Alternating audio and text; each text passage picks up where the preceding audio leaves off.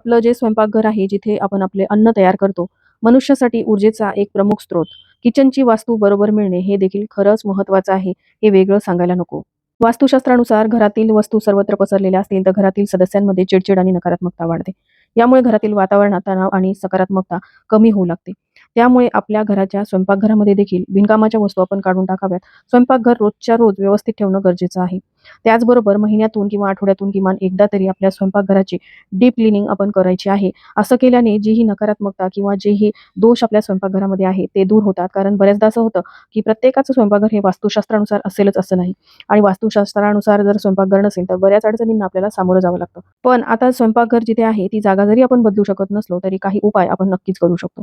तर त्यामध्ये सगळ्यात पहिला उपाय म्हणजे आपल्या घराचं स्वयंपाकघर स्वच्छ करून झाल्यानंतर आपल्याला तिथे स्वस्तिक हे शुभचिन्ह काढायचं आहे. स्वस्तिक हे शुभचिन्ह काढल्यामुळे बऱ्याचशा प्रमाणामध्ये स्वयंपाकघरातील दोष नाहीसे होतात.